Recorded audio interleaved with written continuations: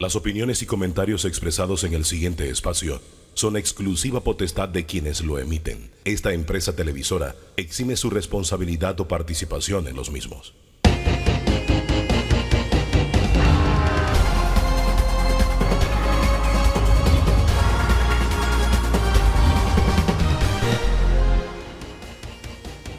¿Qué tal? ¿Qué tal? Muy, pero muy buen día. Bienvenido, bienvenida a Debate Abierto, este encuentro dominical con el análisis, la opinión, las diferentes corrientes de pensamiento. Esta es la agenda para hoy. El Metro de Panamá, retos y avances. Oiga, ¿cómo va la línea 3? Esta semana hicimos un reportaje especial. Presos en el tranque. ¿Qué esperanza tienen? Pues hablaremos con Héctor Ortega, director general del Metro de Panamá.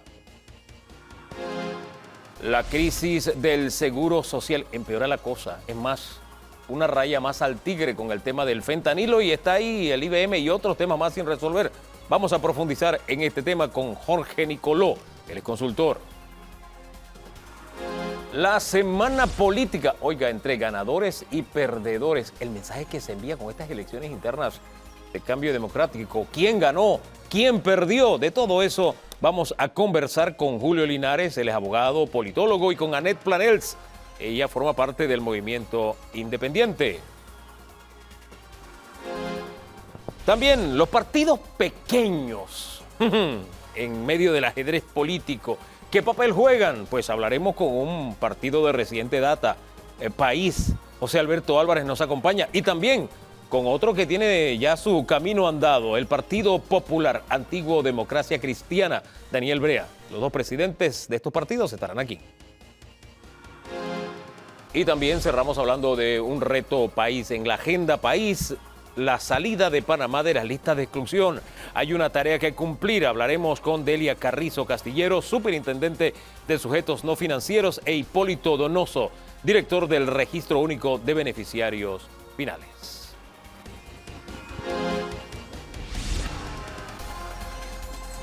Bien, el Metro, retos y avances, lo anunciamos. Primer segmento, está con nosotros el director general del Metro de Panamá, don Héctor Ortega. Buen día, bienvenido. Buenos días, Hugo. El país está ávido de buenas noticias y de pronto recibimos algunas que tal vez no dimensionamos del todo. Y se lo digo en lo personal, el tema del ramal al aeropuerto es un paso cuantitativo y cualitativo tremendo, don Héctor. Sí, definitivamente este tipo de inversiones ayuda mucho en la competitividad del país.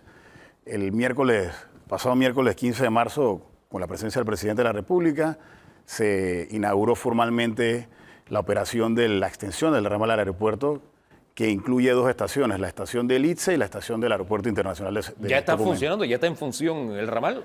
Porque a veces, se lo digo porque a veces se inauguran obras y cuando va no está funcionando. En este caso, ¿está funcionando? Sí, y con mucho optimismo.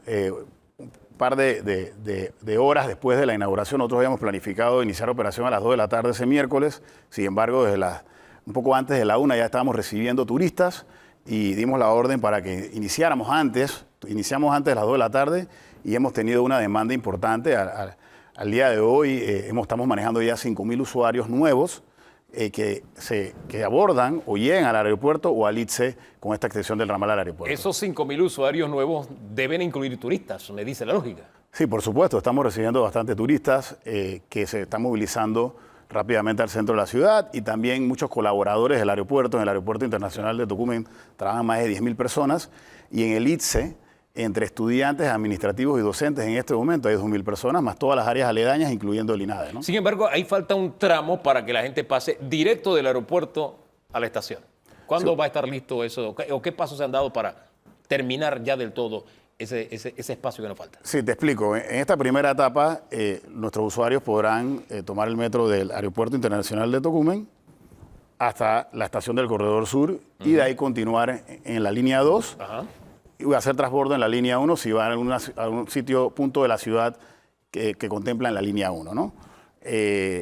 O viceversa, llegar a la estación del Aeropuerto Internacional de Tocumen a nivel de andén, bajar a nivel de piso, y ahí el Aeropuerto Internacional de Tocumen tiene un choro gratuito que da el recorrido completo en la Terminal 1 y Terminal 2 en aproximadamente 10 minutos, donde trasladar a nuestros usuarios a su destino, ya sea la Terminal 1 o la Terminal 2. En una segunda etapa, que en estos momentos estamos ahora mismo visualizando, va a haber una conexión directa a la Terminal 2, a la boletería de la Terminal 2, y esperamos que eso esté ya contemplado en los próximos 12 a 14 meses. La lógica me dice que el paso que se había dado de usar tarjetas de contacto, eso implica tarjetas de crédito, era una preparación previa a este paso. Es decir, porque un turista no viene a comprar una tarjeta de metro para utilizar el metro. Ese es un paso que ya se había dado con antelación. Sí, por supuesto. Nosotros en el metro nos mantenemos innovando para facilitarle alternativas a nuestros usuarios. Definitivamente ya aproximadamente hace 2 meses se puede pagar o entrar, utilizar el metro con una Mastercard o una Visa, y eso es un paso importante para los turistas que no requieren comprar una tarjeta. Ahora bien, está el tema de trabajos pendientes. Yo hice esta semana un trabajo sobre el problema que vive, la pesadilla que vive, la crisis que tiene la gente del sector oeste, y quiero cerrar este segmento hablando de ese tema, pero antes pónganos al tanto cómo está el ramal allá a Villasaita. ¿Cuánto falta de ese ramal para terminar? Bueno, ese proyecto tenemos avances importantes en el viaducto, sí. Más del 90%. La estación también de Villasaita, que es una estación terminal, tiene un avance ya más del 60%.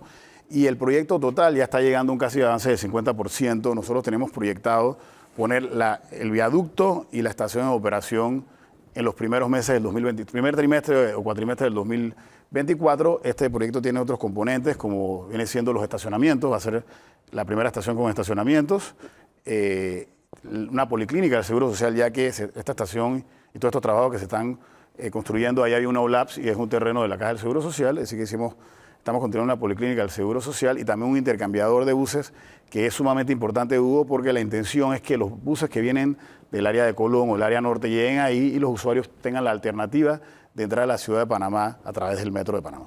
La lógica nos dice que bajaría un poco el tráfico de autos hacia la ciudad.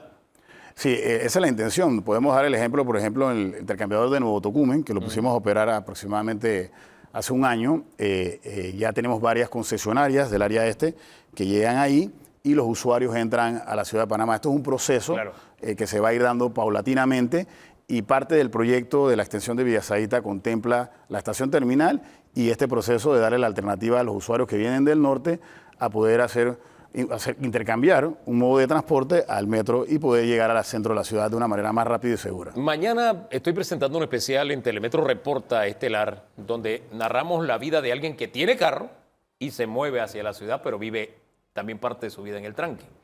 El miércoles de la semana pasada estuvimos presentando un especial precisamente titulado así, Viven en el tranque. Era de una chica que ella sí se traslada en transporte público. Y lo que me llamó la atención es que en medio de la conversa, casi cerrando el día, ella decía, la esperanza es que el metro cambie esto. La gente tiene esperanza en el metro. Pónganos al tanto, más bien a la gente del sector oeste, cómo está el proyecto en el sector oeste de la línea 3. Sí, bueno, definitivamente nosotros tenemos mucha empatía y entendemos la situación del tráfico diario de las personas que se trasladan del área oeste hacia la ciudad de Panamá o viceversa. El proyecto de la línea 3 te puedo decir que va a un buen ritmo, va según lo planificado. Nosotros tenemos proyectado tener operando esta línea a finales del 2026. Al día de hoy tenemos un avance de 35%, más de 20 frentes de trabajo, aproximadamente 4.300 personas directas trabajando en el proyecto, en diferentes rubros del proyecto, el viaducto, el patios y talleres, que es donde va a iniciar la operación, donde descentralizamos parte de la operación hacia el oeste, que se va a manejar desde ahí, donde se están construyendo en estos momentos las galeras para los mantenimientos del monorriel, los estacionamientos, entre otras cosas. Así que el proyecto en este momento está avanzando según el cronograma establecido originalmente. La gente de La Chorrera ha estado pidiendo que se extienda hasta esta ciudad la línea 3. ¿Qué posibilidades concretas hay de que se haga? Sí, bueno, la línea 3 tiene una primera etapa que va de Ciudad del Futuro a Albrook, o de Albrook a Ciudad del Futuro. Nosotros en este momento estamos haciendo un estudio de prefactibilidad. ¿Para que llegue a La Chorrera? Sí, para este tipo de proyectos tienen que hacer una serie de estudios antes de llegar a la licitación del proyecto o a la construcción del proyecto. Sí. En este momento estamos haciendo un estudio de prefactibilidad técnico y financiero, donde nosotros tenemos varias estaciones ya establecidas hacia La Chorrera. ¿Cuáles serían esas estaciones? Tenemos 2 estaciones llegando a Costa Verde, que es algo que se está analizando, sí. Inclusive hacia el centro de Chorrera, hasta el Parque Libertadores, es donde está establecido ahora mismo. Todo dependerá también del cupo presupuestario o la parte presupuestaria. Ahorita estamos concentrados en la primera etapa de la línea 3 entendemos la situación y estamos muy conscientes y ya estamos haciendo los estudios de prefactibilidad que se requieren para hacer este proyecto. ¿Cuándo estarán listos estos estudios y en la línea de tiempo, sabiendo que la primera parte, la primera etapa hasta Ciudad del Futuro está en el 26, en esa línea de tiempo, cuándo La Chorrera podría contar con la extensión del metro? Nosotros a finales de este año, comienzo del próximo año, estos estudios están finalizados y tenemos que entrar en el cronograma e integrar la primera etapa con la segunda etapa. ¿Cuándo debemos iniciar para hacer esta posible extensión hacia Chorrera? Que pudiera darse en los próximos años. Pudiéramos estar hablando en el 2000, en algún momento en finales del 24 o el 25, donde pudiéramos iniciar esta etapa. Hacia La Chorrera. Dependiendo siempre de la parte económica y presupuestaria del proyecto. O sea, si no se tiene la plata no se puede, así de sencillo. Sí, porque tenemos que gestionarla, es una solución importante. Definitivamente en el área de Chorrera había una gran cantidad de ciudadanos que también requieren un modo de transporte, ¿no? En estos momentos también nosotros tenemos estacionamientos. En la estación de Ciudad del Futuro vamos a tener estacionamientos y en otras estaciones para que se movilicen. También estamos haciendo unos estudios para fortalecer los alimentadores a las estaciones de línea 3 y así ¿Cómo funcionarían facilitar los alimentadores allá en el oeste? Bueno, nosotros tenemos que perpendicular a la línea, ¿no? Nosotros en estos momentos estamos analizando todo el sistema de transporte integralmente para hacer recomendaciones e integrarlo a las estaciones nuestras. Ajá. El tema del túnel, vamos a buen tiempo, buen ritmo para que no nos ocurra como, no sé si usted se acuerda de lo que nos pasó con el Puente Centenario. Se inauguró el puente, pero no teníamos los accesos. Acá en la línea 3 no nos va a pasar lo mismo con el túnel. Bueno, nosotros estamos trabajando ahora mismo en el tramo soterrado. Hemos avanzado pasos agigantados en el tema de la parte técnica. También hay una parte administrativa que estamos trabajando para iniciar estas obras. El tramo soterrado tiene varios componentes. Prontamente estaremos iniciando la primera etapa de la obra civil, que es el foso de ataque. En nuestro programa tenemos establecido, lo estamos integrando todo para que no suceda eso. Si bien es cierto que la obra tiene un 35% de avance, te doy un ejemplo, Hugo, ya nosotros estamos trabajando en 10 estaciones, pero estas estaciones, terminarlas, duran entre 24 a 30 meses en construcción. Así que nosotros estamos visualizando y muy pendientes del cronograma de trabajo para poner a operar a la línea final desde el 26 en un solo tiro, desde Ciudad del Futuro hasta Álvaro. O sea, no va a tener ese trauma que tuvimos con el Puente Centenario. Los dos van a estar al mismo tiempo. La intención es que estén al mismo tiempo. ¿Cuándo llega la tuneladora? Leí que debe estar llegando este mismo año, ¿no? En septiembre, ¿no? Sí, bueno, la tuneladora se está fabricando en Alemania. Tienen avances importantes. A partir de julio, dependiendo de las navieras, estas son piezas de alta dimensión. Sí. Deben estar enviándose las primeras piezas y tenemos pronosticado que en el mes de septiembre tengamos todas las piezas de la tuneladora para entonces el siguiente proceso, que es armar la tuneladora, que debe tomar aproximadamente 4 meses, y nosotros tenemos proyectados inicio del próximo año empezar la tunelación. ¿Cómo funciona esto de las tuneladoras? ¿Por qué una tuneladora nueva y por qué no se pueden usar las que, por ejemplo, se usaron en la línea 1 del metro? Bueno, la parte principal es el tipo de suelo, ¿no? Estas tuneladoras están hechas especialmente para el tipo de suelo que se requiere y la geología, ¿no? Adicionalmente, esta tuneladora tiene 13 metros de diámetro. El túnel actual nuestro de la línea 1 tiene 9 metros. O sea, el túnel es más grande, en otras palabras. Es más grande. Y ahí también quedan muy desgastadas, con el trabajo quedan muy desgastadas, básicamente tienes que reconstruirlas completamente. Así que usualmente lo que se hace es que se fabrica una tuneladora en función de las características del suelo que se requieren y el diámetro y la dimensión que se requiere. O sea, cada túnel tiene prácticamente su propia tuneladora, es lo que me estás diciendo. Sí, hay prototipos de túnel de metro. Sí. Algunas empresas tendrán sus tuneladoras y brindarán los servicios con tuneladoras que ellos reconstruyen o le dan mantenimiento, pero normalmente se fabrica una tuneladora para el tipo de suelo específico que se requiere donde se va a ejecutar este tipo de obras. A veces a uno se le ocurren cosas, ¿no? Y de pronto me pongo a pensar, oye, si tenemos la tuneladora aquí y estamos necesitando el cuarto puente y vemos que hay un problema de tráfico, uno de pronto piensa, ¿y no podemos aprovechar la tuneladora para hacer otro túnel únicamente o exclusivamente para autos? ¿Es una cosa como esa, es una idea loca o es posible? Digo, la tuneladora son 4.5 kilómetros. Se pudiera reconstruir siempre los túneles, eso es una alternativa. Hay muchos túneles en todas partes del mundo, más vehiculares que de metro, sí que definitivamente es una alternativa a futuro de considerar la construcción de otros túneles para vehículos. Ahora, ¿qué grado de seguridad tiene un túnel de este tipo? Hay muchas leyendas urbanas, que si hay fracturas en el canal, que si el lecho del canal, etc. ¿Qué grado de seguridad tendrá un túnel de esta dimensión? Digo, el túnel va sobre una geología, sobre el suelo, o sea, piedra, diferentes tipos de suelo, ¿no? Nosotros estamos cumpliendo con todas las normas de seguridad de NFPA establecidas internacionalmente de evacuación y de construcción a nivel civil, ¿no? Así que nosotros cumplimos con las normas, estos túneles son bastante seguros y estamos cumpliendo con todas estas normas. Aparte de todas estas líneas y ramales, yo recuerdo que una vez en una gira que nos dieron en el metro, nos mostraron otras líneas que tiene proyectadas en el futuro el Metro de Panamá. Así a grandes rasgos, ¿cuáles serían? Sí, nosotros nos mantenemos revisando el plan maestro del metro, que en este momento la red maestra está planificada hasta el 2040. Nos mantenemos viendo y revisando la parte demográfica de la ciudad, hacia dónde crece la ciudad. La línea 2A, que es una línea importante en la ciudad, ya nosotros estamos terminando los pliegos de cargos. Así que esos pliegos de cargos están prácticamente ya terminados. Línea 2A es la que da por la Tumba Muerto, okay, y termina en Paitilla, ¿no? Central Multicentro, ¿no? Y en estos momentos también estamos haciendo los estudios de prefactibilidad de la línea 5. ¿La línea 5 sería cuál?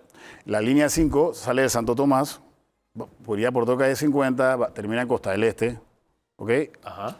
Pasa por Costa del Este y se conecta después en el crisol con la línea 1. Tendríamos prácticamente un circuito de metro. Teníamos un circuito, así Wow. es. Y en estos momentos estamos ya haciendo el estudio de prefactibilidad de la línea 5, ¿no? Así que nosotros continuamos con el plan maestro de hacer los estudios y ver la posibilidad de gestionar los recursos, porque definitivamente el metro es un vehículo importante de movilización y ha mejorado la calidad de vida de muchos de los panameños. Tú hablabas de él, yo vi tu reportaje, el reportaje de presos en el tráfico, y toma casi 5 horas ir y regresar. Le toma casi 5 horas a muchos de los residentes del área oeste. Hay quienes le toma 6, por ejemplo. Puede tomar 6. En el metro de la Ciudad del Futuro a Albrook, en 45 minutos te puedes movilizar de una manera, evitando tranques, tráfico, de una manera segura y cómoda, ¿no? Sin estrés. Así que definitivamente eso va a mejorar mucho la calidad de vida, y también ha mejorado la calidad de vida en el entorno de los ciudadanos que se mueven en la línea 1 y línea 2. Nosotros al día de hoy estamos moviendo aproximadamente 350.000 personas de lunes a viernes. Así que sí hay un impacto directo a la población, ¿no? Imagínense los que sueñan, lo que usted dijo hace un rato, desde el Parque Libertadores tomar el metro hasta Albrook sería un salto en el cambio de vida para todos los que habitan por allá.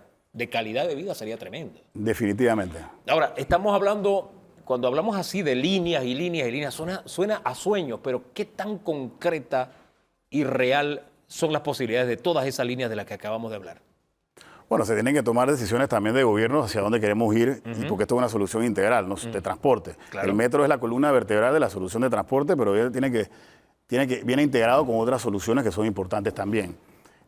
Así que nosotros en el metro institucionalmente sí estamos preparados para desarrollar todos estos proyectos y nos mantenemos muy ceñidos al plan maestro para darle continuidad a las obras de la línea del metro, la cual, como he dicho, es un proyecto que tiene un retorno social importante a la ciudadanía. La siguiente línea sería la de Tumba Muerto. La línea de Tumba Muerto está planificada también como la siguiente línea. Sin embargo, nosotros personalmente sentimos que la extensión hacia la Chorrera es importante, probablemente antes de esta línea, pero ya los pliegos de cargos de la línea 2A están listos. En otras palabras, si lo pusieran a elegir usted prefiere terminar la línea 3 hasta la Chorrera que iniciar la de Tumba Muerto. Yo pensaría en este momento que terminar la línea 3 a la Chorrera y extenderla. Oye, dentro de todo ese esquema, ¿el proyecto aquel del tren a Chiriquí es viable, no es viable? ¿Cómo lo ve usted? Bueno, es un modo de transporte importante. Hoy en día el país está creciendo, no solamente a nivel vial, sino también a nivel logístico, a nivel turístico, y sería una alternativa importante, una alternativa que en primera instancia pareciera que no fuera viable, pero que pudiéramos pensar a futuro en una posibilidad de tener un tren, ¿por qué no?, de la ciudad de Panamá a Chiriquí. No mañana ni a mediano plazo, pero sí pudiéramos estar pensando a largo plazo como una solución importante que traería un gran crecimiento hacia el interior del país y haría una conectividad con la ciudad de Panamá. El complemento sería tremendo y el salto que daríamos como país en la región sería tremendo. Todo lo que tiene que ver con logística también relacionado con un tren. Hombre, don Héctor, gracias. Yo creo que el Metro de Panamá es el mejor ejemplo de que cuando Panamá, este país pequeño, decide dar pasos, da pasos de gigante. y tener las líneas que ya tenemos, el ramal que se acaba de construir, estar trabajando en el sector oeste, en la línea 3, pensar en la extensión ya como un hecho concreto hasta los Libertadores, hasta el Parque de los Libertadores, tener como el siguiente paso también entonces la de Tumba Muerto, que iría hasta dónde la de Tumba Muerto, me dijo. Va por toda la Tumba Muerto y terminaría, gran parte soterrado y terminaría, pasa diagonal por todo Marbella, se conecta en la Iglesia del Carmen, ¿ok? Y de ahí va diagonal, Panafoto de calle 50, hay una estación, y diagonal y sale por el área de Multicentro. Imagínense, todo esto suena de pronto a un sueño, pero ya hemos visto parte de ese sueño convertirse en realidad y estamos viéndolo convertirse ante nuestros ojos con la línea 3. Gracias por ponernos al tanto de los retos y de los avances que tiene el Metro de Panamá. Nosotros vamos a la pausa y en segundos regresamos porque avanzamos con más del debate abierto de hoy domingo. Muchas gracias, Hugo. Gracias.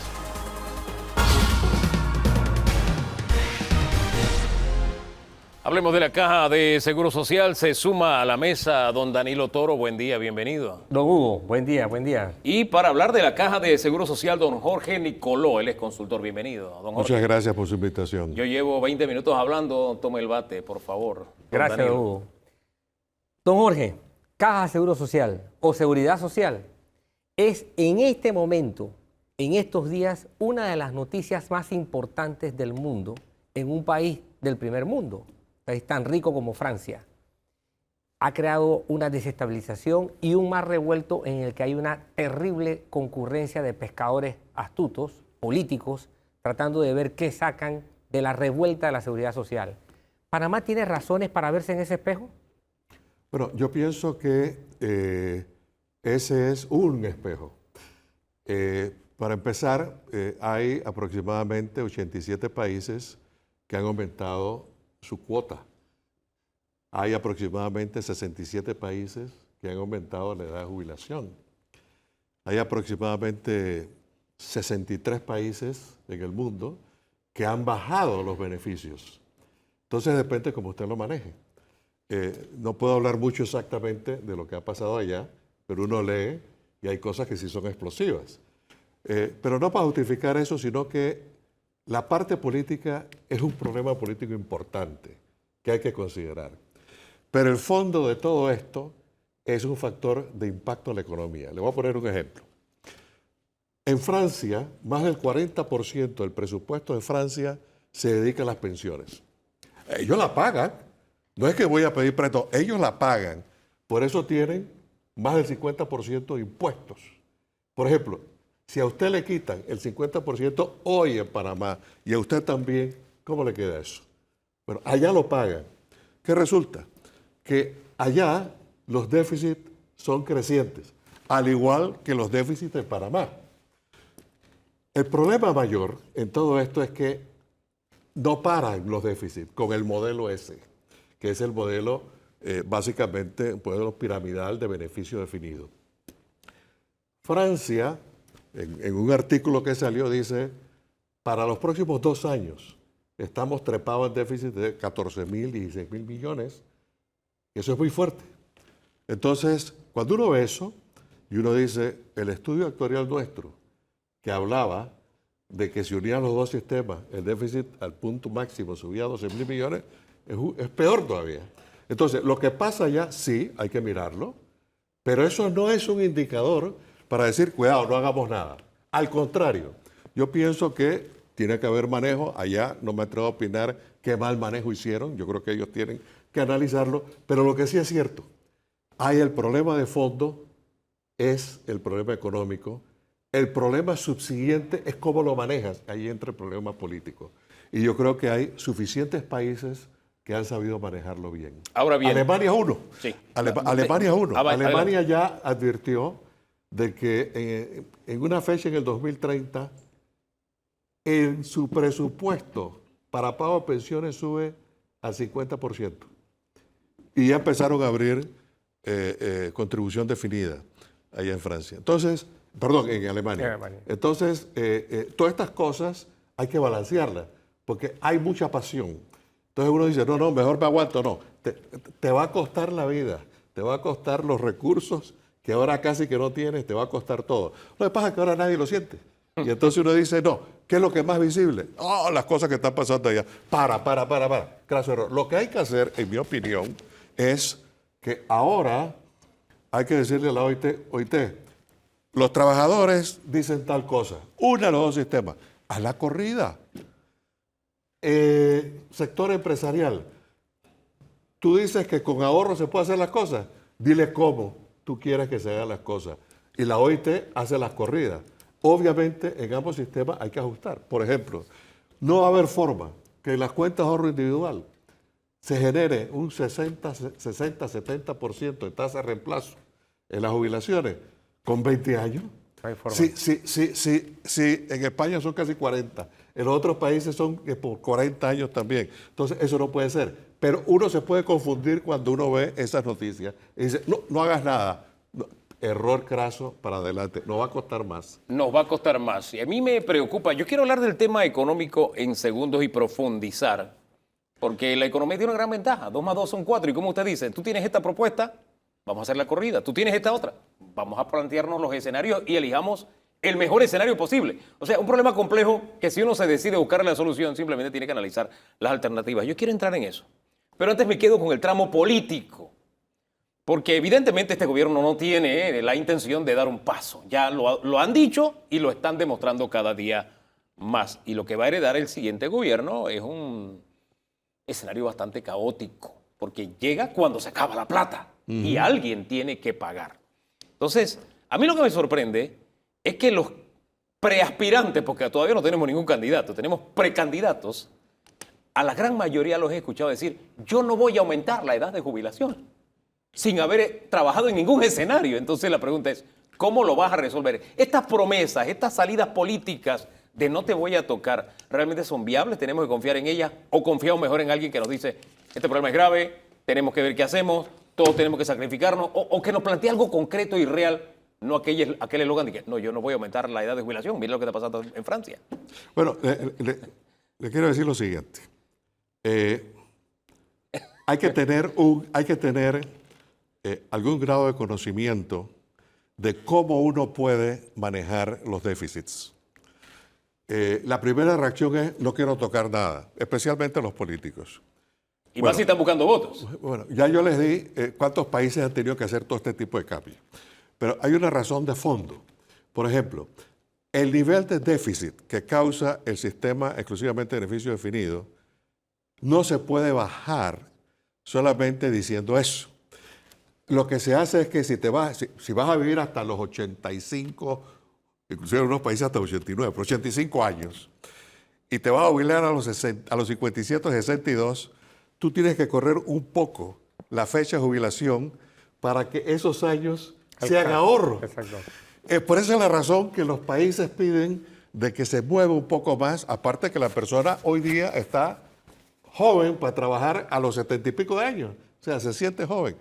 Pero el segundo aspecto importante es que es irreal. Hay que separar el tema político del tema técnico financiero.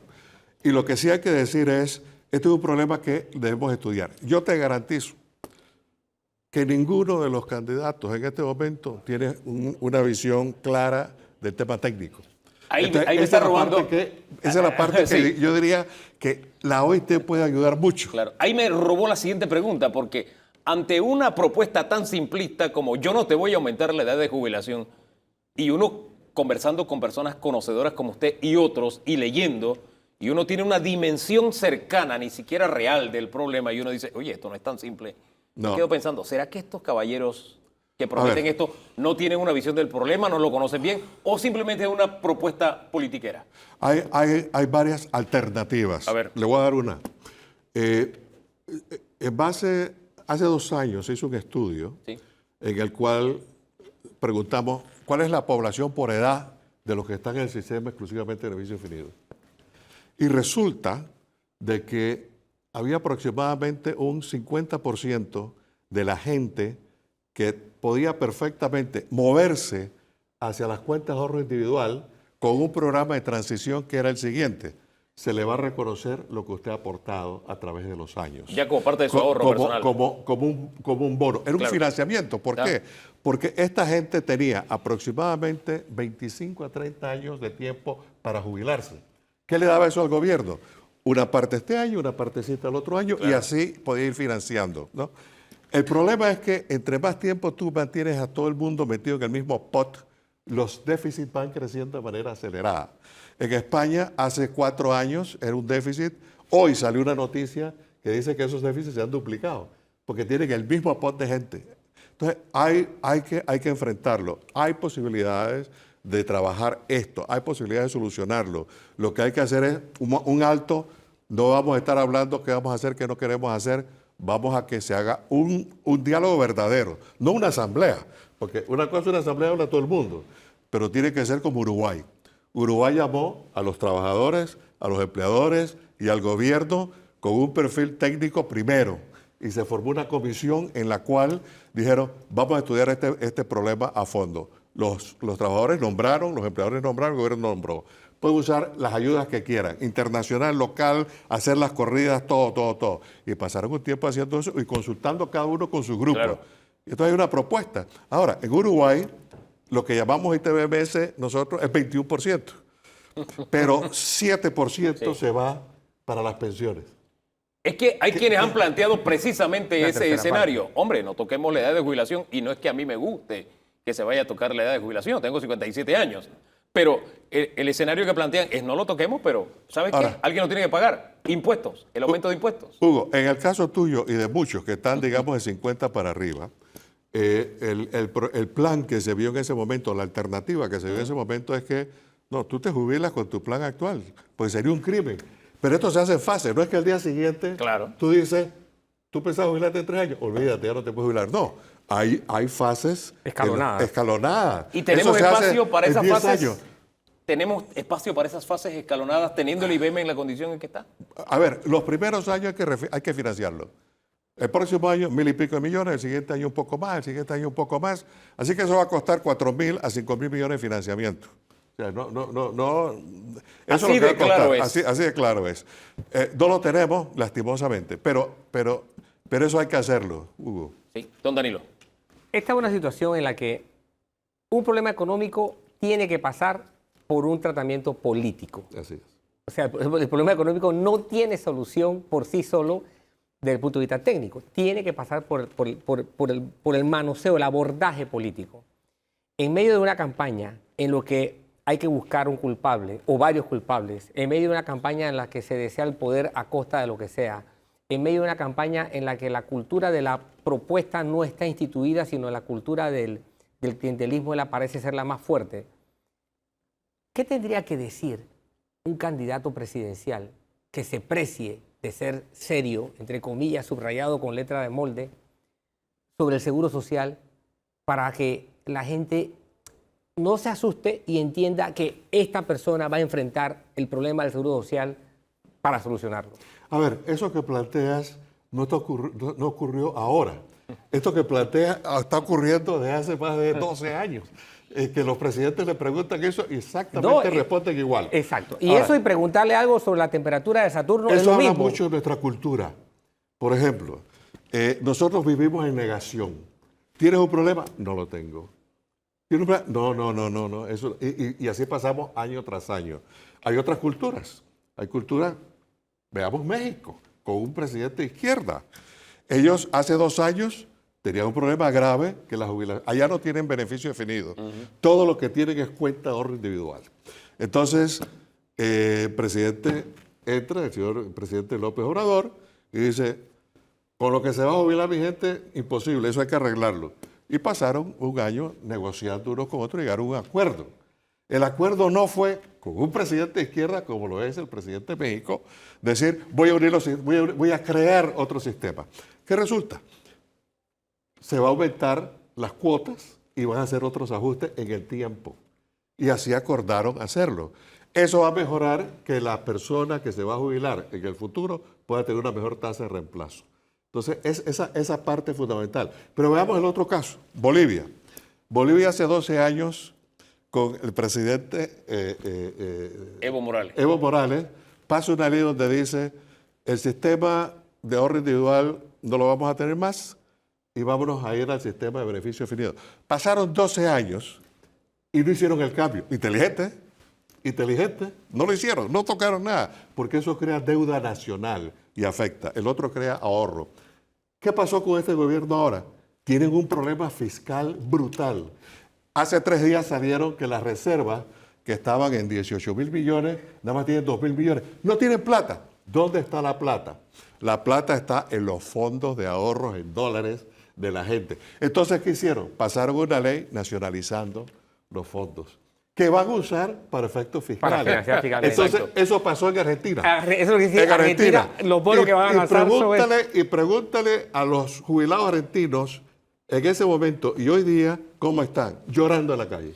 Bueno, y si tenemos un problema así de complejo en medio de todo esto, una raya más al tigre, que no tiene que ver con IBM, pero sí tiene, no sé, tiene la capacidad de dibujarnos cómo está la institución. Se pierden, para utilizar un término amable, 19.000 ampolletas de un precursor de estupefacientes. Y aquí como que no ha pasado nada. Lo más que ha pasado es algo que nos va a decir ahorita en cara a cara el señor director de la caja, de que encontraron a un médico con 12 ampolletas de 19.000. Imagínense, es lo único.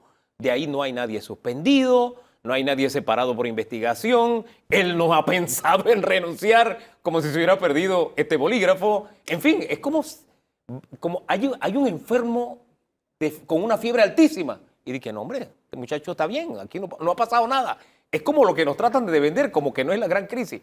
¿O será que yo estoy exagerando? No sé cómo. No, usted no está exagerando nada. O sea, a ver, el IBM es un problema serio. Total. Pero resulta que la Caja de Seguro Social completa es un problema desastroso. En el estudio este que mencioné, del 2016 al 2019, se comprobó de que la tendencia de todos los programas iba hacia abajo sus excedentes y que muy pronto íbamos a entrar en déficit en todos los programas. El año pasado entramos en déficit en los programas. ¿Qué te indica eso? Varias cosas. Uno, la parte de manejo administrativo de la Caja de Seguro Social dejó de existir hace muchos años. Segundo, la cultura dentro de la Caja de Seguro Social es una cultura de que nada se hace y nada le pasa a nadie. Hay excelentes médicos, porque me constan médicos que trabajan allí. Hay excelentes profesionales, porque me consta que trabajan allí. Pero la dirección, me refiero desde el país hasta la dirección de la institución, es donde empiezan los cambios para poder lograr estas cosas. Si alguien más abajo me dice, al de arriba no le interesa, ni a la presidencia le interesa, siguen los problemas. Entonces tenemos un problema de liderazgo en este momento. Bueno, tenemos un problema, obviamente para hacer los cambios necesita liderazgo y no lo tenemos. Ni en presidencia ni en la administración de la caja. Yo creo que no, porque no lo han demostrado. Este problema de la Caja de Seguro Social no es que empieza ahora. Este problema está cuando empezó este gobierno, cuando empezó el anterior y cuando empezó el anterior. Y estamos en una situación terrible. Una situación terrible. Don Danilo. La Junta Directiva tiene facultades por sí sola para fijar una ruta de salida a el problema del financiamiento de la seguridad social, o la Junta Directiva está absolutamente dependiente de lo que quiera hacer el gobierno. A ver, hay que ver las funciones de las juntas directivas. Las juntas directivas están para que la institución en que ellos están trabajando en esa junta directiva crezca en todos los aspectos. Bueno, lo que hay allá adentro es una asamblea también. Allí no están pensando cómo puedo mejorar la situación de la Caja de Seguro Social. Cada uno está pensando básicamente por su lado. Grave. O sea, si usted habla de gobernanza a nivel de junta directiva, no existe. Entonces, hay un problema de fondo en la institución, desde la cabeza hasta los pies. Ahora, veamos una cosa, que hablan de que metieron tanta gente a trabajar tantos años, que hay 35.000, que hay la relación 1 a 1 médicos con administrativos, que eso es malísimo, cuando debe ser básicamente un administrativo por cada cinco del sistema de salud. Bueno, pero ¿quiénes aprueban los presupuestos? La Junta Directiva. Entonces, venir ahora a decir que, ¿cómo es posible que esté eso? Bueno, ahí está probado. Pero es que volvemos al tema Ahora, que usted planteó de la hay una cosa. administración. Esa asamblea Ajá. hay que ver cómo se domina. Hay 11 miembros en la asamblea y hay que respetar a los gremios. Yo le tengo mucho respeto a los gremios. Yo creo que contribuyen. Hay que respetar a los sindicatos. Yo creo que han hecho una gran labor para proteger a su gente. Pero señores, eso no es una asamblea. Eso tiene que ser una junta directiva que esté velando por la institución desde la A a la Z. Y tienen algunas funciones allí que es un absurdo llevarle a nivel de junta directiva.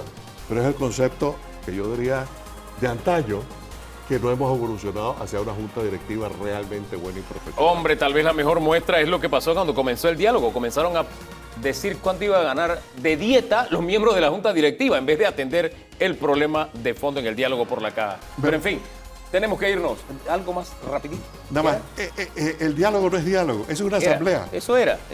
Era la intención de un diálogo con una agenda preestablecida y así no se solucionan los problemas. Cuando usted tiene que analizar el problema y ver las posibles soluciones, todas, para tomar la decisión correcta. Gracias, señor Nicoló, por habernos acompañado. Muchas gracias por su invitación. Nosotros vamos a la pausa. El análisis de la semana política se centra en los acontecimientos más importantes que se dieron esta semana en el CD. Por ejemplo, quién ganó, quién perdió. Todo eso lo ponemos en el tapete en segundos. Nada más aquí en Debate.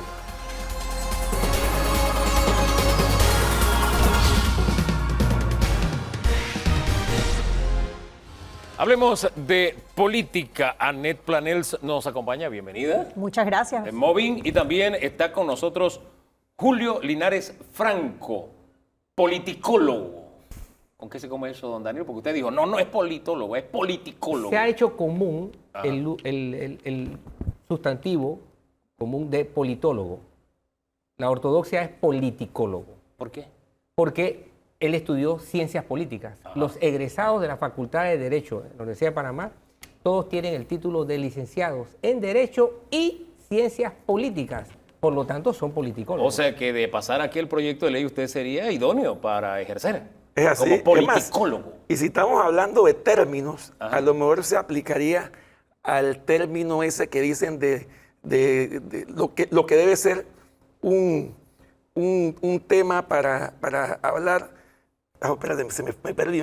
No, tranquilo, no se Se emocionó preocupe. con Es que el se nuevo emocionó, título. pero no se preocupe, tranquilo, avancemos. Lo suficiente que Esta es la cápsula. Su título Ah. exige el Claro. nombramiento correcto. Sí, no, es que se emocionó al utilizar, creo que es la primera que utilizamos el No, término es que correcto aquí. pero no me quiero referir al término politicólogo o politólogo porque genera mucha confusión. Lo que quería señalar es que hay otros términos que también pueden generar confusión en las personas. Politicastro. Politiquero, Opinólogo, etcétera. ¿no? Bueno, Opinólogo. Ya, dejémoslo ahí. Entonces, eso Ya. mejor sí. Esta fue la cápsula cultural. Ahora vamos al tema político, que es lo que nos ocupa, porque analizamos la semana política y no necesariamente traemos a los protagonistas por una razón. Supongamos que aquí sentamos a alguien de la facción de Yanivela Ábrego y del señor RM, y del otro lado ponemos a, qué sé yo, algún seguidor del señor Rux. Lo que va, yo gané, tú perdiste. O sea, ahí no ganamos nada. Es mejor quienes ven desde fuera el escenario. Así que el primer tema es ese. Lo que pasó esta semana en CD. ¿Qué enseñanzas dejó? ¿Quiénes ganaron? ¿Quiénes perdieron? Ganó Mireya Moscoso con sus encuestas son de carne y hueso. Explíqueme eso mejor. A ver, llevamos meses, si no años, de estar escuchando a Ricardo Martinelli decir que él está volando en las encuestas, que más de la mitad de la población va a votar por él.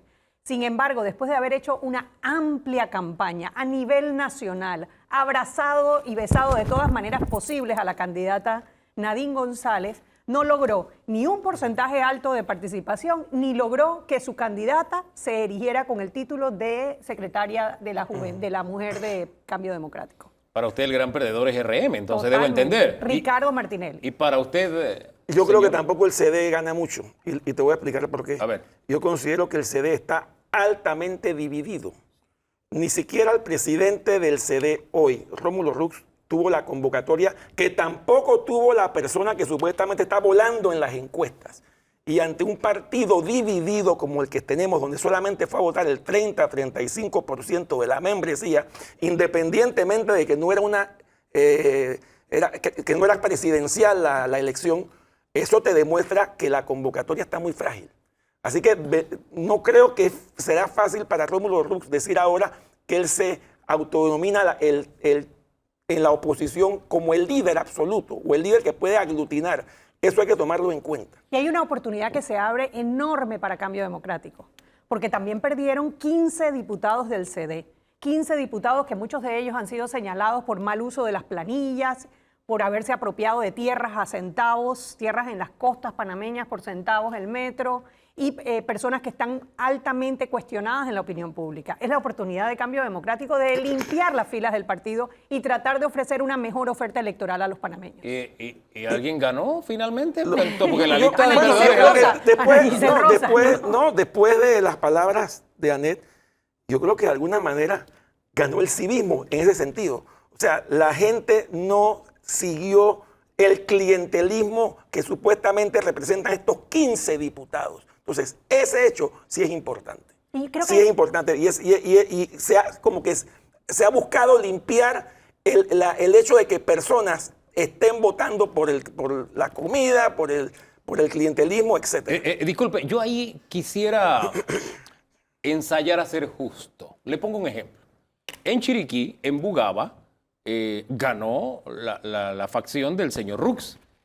Y no me diga que allá el diputado que está del lado del señor Rux no tiene las mismas prácticas que los otros 15 diputados. Es decir, las bolsas de comida, la repartidera, etcétera. Es exactamente lo mismo. No me ponga clientelismo de un lado nada más. Ensayando a ser justo, creo que había de todos lados. Ahora, es mi opinión, yo no sé. Usted tendrá sus razones para decir que el clientelismo está de un lado claro, nada más. lo decía en el sentido de los que estamos viendo en esas prácticas son los 15. Los más. Que los más estaban allá. Eso es lo que estamos vislumbrando desde los medios. Obviamente, sí. hay otras facciones. Es más, la prueba está de que en la última elección se habló tanto del no a la reelección, sí. Efectivamente, en la Asamblea la mayoría no fueron reelectos, y me vas a perdonar, pero yo creo que estamos viendo la peor asamblea en democracia. ¿Usted coincide con eso? 100%, la peor asamblea en democracia. Y no es solamente no reelegirlos, es reemplazarlos por mejores personas, mejores candidatos. Y eso va de la mano de que los partidos políticos hagan una mejor oferta electoral. Y de allí lo que digo de que Cambio Democrático tiene una oportunidad y ojalá la aprovechen. Porque no es cuestión de unir y unir y unir. Ahora vamos a unir al partido y traemos de nuevo a las personas que usaron malas prácticas durante esta administración y la pasada. Es que renovemos. Me quedo con aquello de la peor asamblea porque ganó el no a la reelección. Ganó. Y entonces, ¿cómo que ganó el no a la reelección y tenemos la peor asamblea? Porque tenemos que reemplazar a los que se van con mejores diputados. No fue lo que se hizo en esta elección. No fue lo que se hizo, lamentablemente. Don Danilo Toro. Sí, después de escucharlos, quisiera tratar de hacer un diagnóstico final, o por lo menos actualizado, no final, actualizado sobre Cambio Democrático. Yo entiendo que Cambio Democrático, a mi criterio, es un partido con problemas autoinmunes. Es decir, es un partido que confunde a sus miembros con agresores, con agentes externos, y ha entrado en esta etapa de comerse de autofagia. De autofagia y de desintegrarse internamente. Okay. Este problema de Cambio Democrático puede repetirse en otros partidos, verbigracia al PRD. Lo que pasa es que el Cambio Democrático tiene un problema de identidad. Porque no podemos quitar que el que fundó... Tiene crisis de identidad, así es. El que lo fundó fue Martinelli. Así es. Y mucha gente lo ve como un seguimiento de Martinelli. Ahora bien, estas elecciones parece que no enviaron ese mensaje. Ahora, lo que tú estás hablando es que esta crisis se puede crear en otros partidos de alguna manera dentro de diferentes circunstancias, posiblemente que sí. Pero esto puede replicarse en otros partidos. Pero yo creo que es importante connotar que pasó de ser un partido personalista ligado directamente a Ricardo Martinelli a ser un partido político que tiene la oportunidad y ojalá la aproveche. ¿Crees que no va a ser un partido que no tenga un gerente que tenga acciones? A menos que Rómulo Rux se vuelva esta figura, que sería malo, porque lo que tenemos es precisamente que pasar de partidos personalistas a partidos políticos, en donde haya liderazgos horizontales, en donde se desarrollen liderazgos a nivel nacional y no tengamos que depender simplemente de estas figuras mesiánicas que lo que hacen es abusar entonces de ese poder. Pero es que eso está un poco en la psiquis del panameño cuando habla de política, porque uno escucha mucho decir, es que le quieren quitar el partido de Rómulo. Y uno dice, pero es que no es el partido pero de eso- Rómulo. pero eso lo O veremos. no debería ser así. No debería ser Ahora así. hay una convención nacional que va a elegir la nueva junta directiva. Eso lo veremos allí. Allí veremos esos 1900 y pico de convencionales por quienes van a votar. Porque tengo entendido que Rux ha dicho que él tiene el 60%. El 60% no es todo el partido. Hay un Y de aquí a filósofo- allá puede pasar muchas cosas. Había un filósofo mexicano llamado Cantinflas que decía, ahí está el detalle. ¿Por qué era importante la elección del domingo pasado? Por una razón, los 1945. Claro. Tú no estabas eligiendo ni al candidato presidencial ni a la nueva junta directiva, pero si tú, con estas reglas que se inventaron en la asamblea, a propósito, porque fíjese que las normas, mucha gente le estaba tirando lodo al Tribunal Electoral, la norma cambió. ¿Y quién Esto la lo hacen cambió? los propios partidos políticos. El responsable de lo que pasó el domingo pasado fue cambio democrático. El Tribunal Electoral no es el árbitro en esa elección, hay que dejarlo claro. De allí que era tan importante eso es en cierto. 1945. ¿No Y le parece? antes de esta convención que menciona Julio, Sí. viene la primaria, que va a ser la batalla final. Ay, papá. Ahora, a mí me llama muchísimo la atención ese ánimo que tenía Ricardo Martinelli porque votaran por Nadine González, que salió en cuanta cámara le pusieron enfrente y fue a cuanta convención lo invitaron. Tenía de Cambio publicidad, tenía Democrático. propaganda. Y ese tweet a la madrugada diciendo yo no tengo nada que ver, a mí no me echen la culpa, y de ahí en adelante no ha habido una imagen que muestre a Yanibel Ábrego abrazada de Ricardo Martinelli. ¿Qué significa eso? Después de que estuvieron hasta en un sofá viendo los resultados Eso todos significa- juntitos, ya Ricardo Martinelli como que se quiere despegar del gran fracaso que tuvieron Pero en las elecciones su internas. abogado está defendiendo a Yanibel en una acción legal que van Bueno, a emprender, ¿no? ¿Está seguro que es su abogado todavía? Ay, padre, no sé. ¿Qué Yo significa? creo que Me imagino decir necesitamos usted. otro programa para ese tema. Eso significa que las famosas encuestas de las cuales tanto se conversa y que nadie conoce no son tales. Esa es la definición. Oiga, esta semana sacaron una Nuevamente. donde no aparecía ni Martín, que es un fenómeno que movió la mesa, o por lo menos el debate político, ¿no creen ustedes? ¿Cómo ven ustedes esa aparición y ese movimiento de don Martín Torrijos, que tiene actividad este fin de semana con Pepe Bueno, a propósito? él es un expresidente de la República. Yo sí creo que él debió, en mi opinión, debió buscar su candidatura dentro de su partido. Me da la impresión que lo hizo fuera porque dentro no tendría las condiciones, no tendría la posibilidad de ser un ganador. Yo me voy por esa línea. Él se ha ido fuera de su partido, Sí. incluso ha buscado un partido bastante pequeño, de 18,000 adherentes, el Pero- que menos adherentes tiene. Me resulta muy parecido a lo que pasó en el 2004, proporciones guardadas. Guillermo Endara, expresidente, fue candidato de un partido bastante pequeño, sacó el 30% de los votos, quedó de segundo. Esta vez no creo que eso va a suceder. Ahora me Pero no pregunto, creo que eso va a suceder. ¿Qué no va a suceder? No, ¿No va a sacar el 30%? no va a ¿No va a estar ahí? no va a sacar la cantidad de votos que sacaría en su momento Endara como expresidente con el partido Solidaridad en 2004. yo me pregunto, si A eso me tú refiero. eres miembro del Partido Revolucionario Democrático, que tiene 730,000 adherentes, y tú no puedes convencer a 730,000 personas que voten por ti como candidato presidencial, ¿cómo vas a convencer a las personas fuera de tu partido para que te hagan presidente de la República? Pero, o sea, ojo. por más que haya el clientelismo, que lo hubo en las elecciones estas internas de Cambio Democrático, y seguramente, es más, lo estamos viendo, que lo va a haber en las primarias del Partido Revolucionario Democrático. Y aún así, Ricardo Martinelli no logró vencer a Rómulo Rux. Al revés, Rómulo Pero vean venció a esto, Martinelli. vean ¿Cómo, esto. ¿Cómo puede justificar Martín Torrijos que no puede convencer a 730,000 y va a convencer entonces Ojo. a la gente que no es de su Pero partido vean, para Danilo, votar por En él? los dos comunicados escritos que él lanzó y en el vídeo que él lanzó, explicaba que el proceso electoral del PRD estaba secuestrado. Por lo tanto, al estar en esas condiciones, él no iba por esa línea, él iba por otra línea. Su línea es sacar votos del PRD hacia él. No es nuevo, lo hizo Rafael Caldera, lo hizo Alan García, ellos Hombre, dos llegaron a ser don presidentes. Danilo, disculpe que lo interrumpa. Lo está haciendo Zulay Rodríguez, que dijo, van a hacer lo que está haciendo el PRD en este momento. Es que el PRD tiene un proceder muy predictivo o predictible dentro de la realidad nacional actual. Y no sé si puede ocurrir un poco lo que dijo Anet, que podía pasar. Ah, no, usted fue el que hizo la pregunta, si podía pasar Exacto. en el PRD lo mismo que está pasando en CD, que se Exacto. divida o se parta. ¿Podríamos ver un partido a partido? Martín Torrijos tiene un problema. A ver. Martín Torrijos es PRD Y él ha dicho que no va a renunciar al PRD. Ajá. Y él ha dicho que él es torrijista. Y esa es su línea.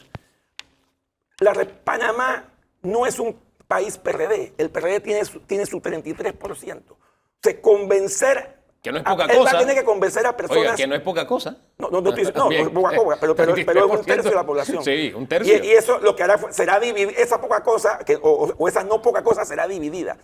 El problema de él no es sacar a gente del PRD, él va a dividir el PRD, es sacar la gente de afuera. El mercado de afuera. El mercado ese que no quiere ser PRD. Estamos hablando del 70% de la población. Él sí logró algo que hay que aceptarlo. En el 2000, cuando ganó la presidencia en el 2014, él sacó 2004, él sacó el 47%. Ese fue el elemento que lo llevó. Y eso es importante, pero no creo que las condiciones de hoy están iguales. Él estaba dentro de su partido, había un panameñismo desgastadísimo con Mireya Moscoso. ¿Y ahora dónde está? Bueno, El pero PRD, el que está... el panameñismo. El panameñismo. desgastacidísimo, por supuesto. Eso es un término inclusive menor de lo que debe estar ahora mismo el panameñismo. Lo que me Porque- refiero es que yo creo que la ese prueba- 40% que sacó Martín fue antes de Odebrecht, fue antes del CEMIS y fue antes Cierto. del Cierto. dietilenglicol, ¿no? Es solamente para ver que él va a tener que enfrentar.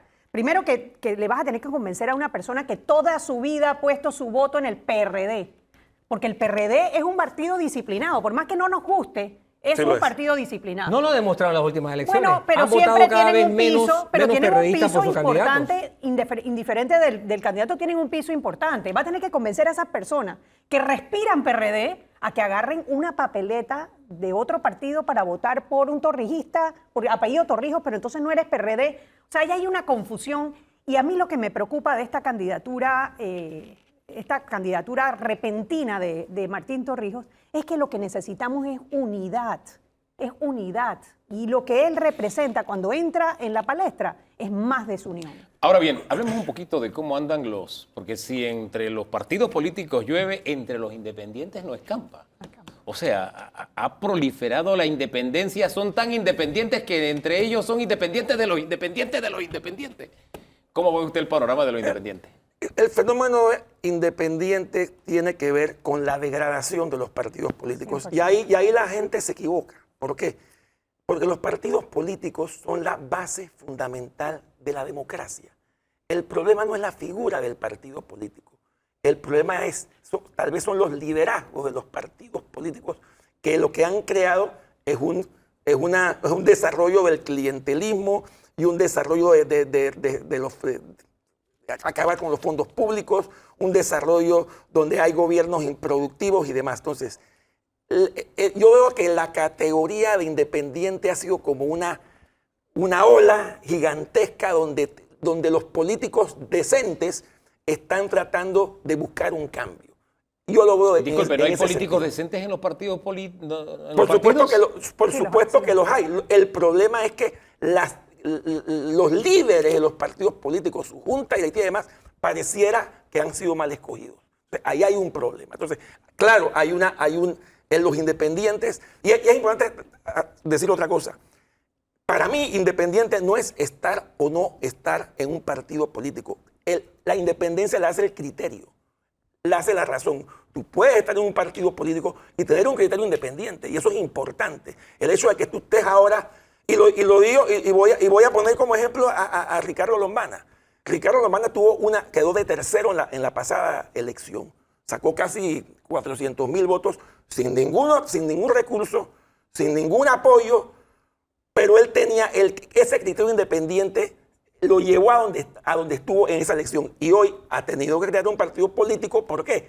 Porque dentro del sistema electoral las candidaturas independientes están en desventaja. Y lo estamos viendo con la cantidad de independientes que están teniendo miles de problemas. Ahora, hay independientes que la palabra partido les causa Alergia. urticaria. Que son no alérgicos. debería ser. No debería No ser, debería ser. pero es la realidad. El punto es, No ese debería ser. salto que dio el señor Lombana es a su favor, lo terminará pagando caro. ¿Usted se atreve a ensayar lo que dijo de Martín en el caso de Lombana? Debería ser a su favor cuando empezamos a entender, y por eso que hay que educar a la población Claro. en el tema de las ciencias políticas y demás. No le tengamos miedo a los partidos políticos. El problema no son los partidos como fundamento, el problema son las personas. Y si seguimos eligiendo personas, las personas equivocadas, entonces seguiremos de tumbo en tumbo, de gobierno en gobierno, de peor en peor, tanto en el Ejecutivo como en la Asamblea. Y no nos metamos en el órgano judicial. Dejemos las cosas hasta ahí. Mire que Anet no pudo hablar de los independientes porque el tiempo se nos vino encima. Gracias a los dos por habernos acompañado. Mire, de los partidos políticos vamos a hablar con dos presidentes, con los presidentes de dos partidos. Los dos son partidos pequeños. Uno es un partido tradicional, el PP, que era la democracia cristiana, y el otro es el Partido País. A los partidos pequeños en otras democracias se le llama bisagras, porque de alguna forma mueven a los grandes, ¿no? Hacen la diferencia de qué puerta se abre y qué puerta se cierra. Hay quienes quieren apostar a lo grande. PP es uno de ellos y País también tiene sus propios planes. Hablaremos del panorama político con estas dos ofertas en segundos nada más.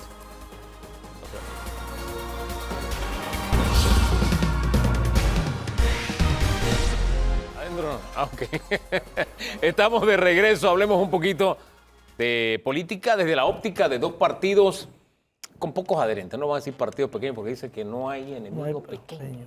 ¿Ah? Señor Daniel Brea, señor... Diga Toto, pues. Es que no quería decirle Toto. José Álvarez. Alberto Álvarez.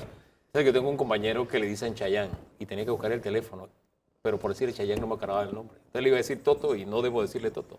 Don José Alberto, a los dos bienvenidos, muy buen día. Comencemos con el PP, que quiere jugar Grandes Ligas de nuevo. Bueno, es parte de la política, ¿no? Sí. Parte de la política y, bueno, estamos aquí para ofrecerle a la población el 24 una buena oferta electoral, que es lo que se ha pregonado, al menos desde esta presidencia que tenemos. Y entonces estamos coincidiendo con... El Congreso de hoy, ¿qué es lo que están decidiendo ustedes específicamente para tener bien claro cómo Congreso- funciona la democracia del el Congreso PP? de ayer. Sí, ayer sábado. Sí, Ayer que ando sábado, a corredera, sí. son unas adecuaciones que el Tribunal Electoral les exige a los partidos políticos, que es sobre las peleas intrafamiliares, protección a la mujer, la Secretaría con discapacidad, con personas con discapacidad, y la otra es sobre el Código de Ética. Claro. Eso es lo que el Tribunal Electoral exige. Asunto de carpintería nada más.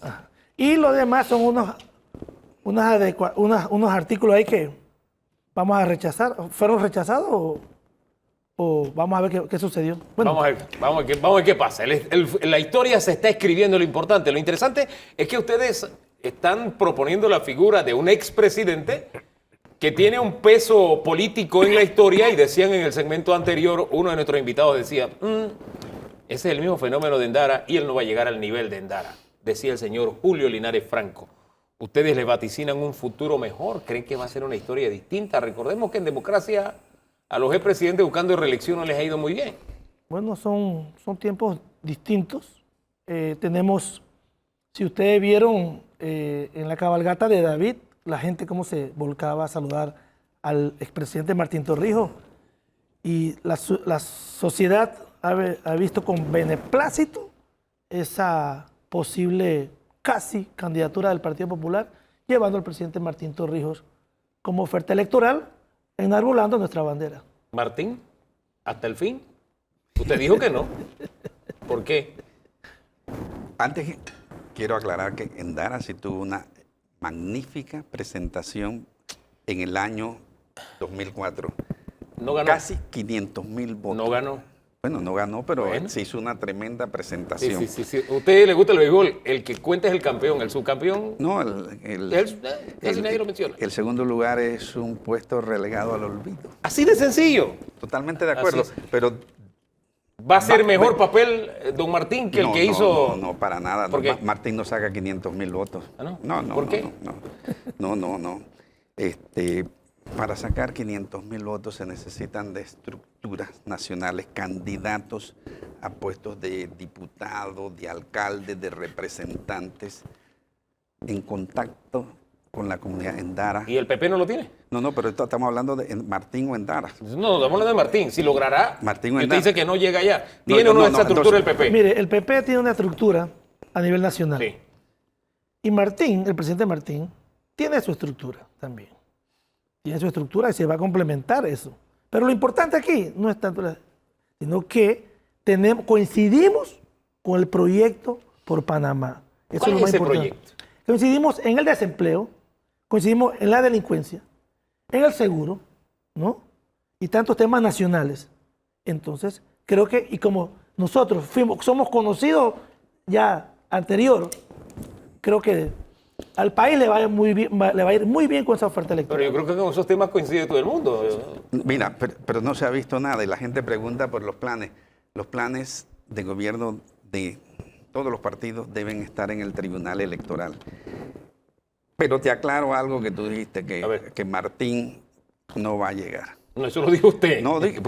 No, si lo estoy diciendo que te aclaro algo que tú dijiste que yo he dicho en ocasiones anteriores. Sí. Martín, a diferencia de Endara era un hombre extremadamente humilde y sencillo. Martín no lo es. Entonces yo no creo que Martín vaya a ir a una contienda electoral buscando la presidencia de este país con un solo partido, independientemente si es de los de menos de 100 o de los más de 100. Porque he sabido, que lo han dicho muchos, que nadie gana la presidencia con un solo partido. En ese escenario de que se quede Entonces, solamente con el PP, ¿irá Martín hasta el final? Déjame terminar. A ver, termine. Pero este es debate abierto, ¿no? Esto no es discurso. No, pero es que la otra parte, quizás entonces me la va a contestar Brea. Yo sí quiero que Martín corra. Lo que creo es que no va a correr. ¿Por qué sí quiero? Porque a quien va a debilitar es al PRD. Martín le lleva una gran cantidad y muchos simpatizantes, lo que dijo aquí Daniel, que en David, mientras que el candidato oficialista no era bien recibido, a Martín sí ciertos sectores de David, del PRD, él estaba acompañado de figuras que estuvieron en su gobierno, sí lo aplaudieron. Entonces, eso te da una tónica de cómo anda el PRD. Entonces, nosotros que estamos para formar otra alianza, nos conviene que el PRD se divida. Nos conviene que vaya Martín, pero no creo que Martín vaya porque solo iría por el PP, dice el señor Álvarez. Así es. Señor Brea. Creo que... Es como que si la gasolina se le fuera a acabar medio camino, es lo que él está diciendo. No, lo que pasa es que aquí mi gran amigo Toto. Usted sí lo dice con propiedad. No necesariamente se dice que nadie gana solo, con una sola bandera. Pero aquí se está conversando con el gremio empresarial, con sindicatos, con campesinos, que son personas que no necesariamente tienen que ser inscritas en un partido o una organización. Si la estructura la tenemos nosotros, complementamos con el presidente, un buen discurso, un buen planteamiento y una buena conversación con los gremios, se puede hacer la lucha. Esta es la segunda vez que usted me dice, y yo siempre me he quedado siempre con la duda. En la papeleta no aparece CONATO, ni aparece CONEP, ni aparece CIP. ¿Aparecen partidos políticos? Perfecto. Pero ellos van a buscar el 2. Oiga, ¿por qué se ríe? No, porque... yo pensé que iba a reír. Pero usted se rió también.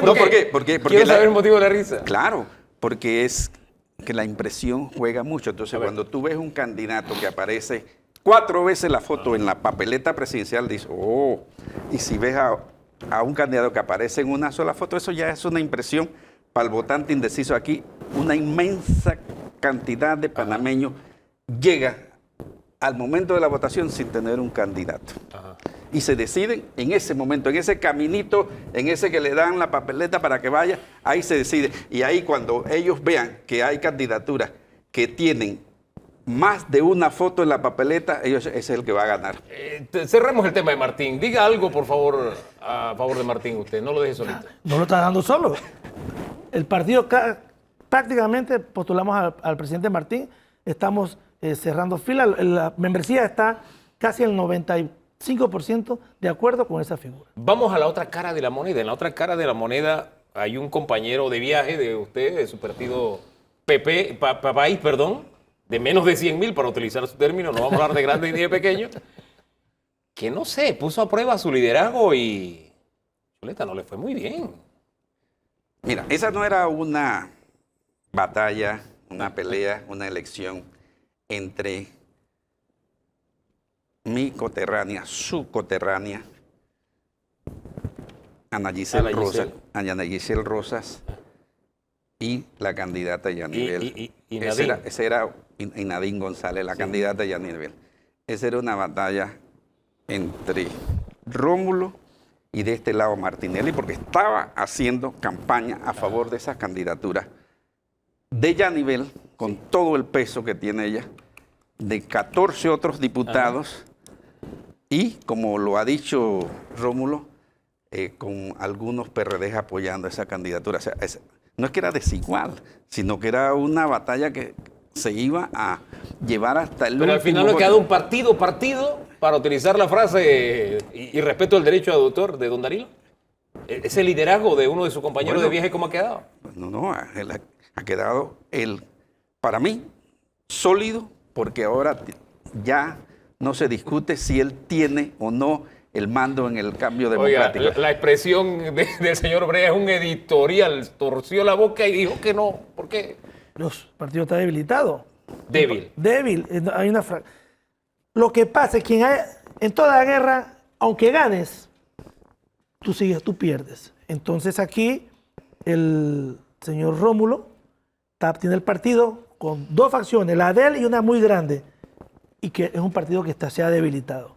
Su figura se ha debilitado. O sea, el barco de ustedes tiene... Sí, No, mira, se ha pero, debilitado. ahora viene Tú coges esa facción, la elección tú coges del- esa facción y se la llevas para otro partido, ese partido Mira, estamos listos. desaparece. Estamos Mira, listos.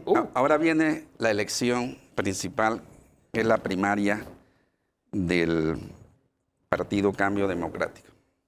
Y nos estamos centrando en Cambio Democrático, pero yo soy país. Pero son sus compañeros de me de cuarto. corresponde, y lo voy a hacer lleno de orgullo, defender a Cambio Democrático. El Tribunal Electoral el pasado jueves, hace 3-4 días, anuló por ciertas fallas el reglamento de convocatoria a las primarias. Así que vamos a esperar si se va a mantener el 9 de julio siempre. ¿Qué va a suceder?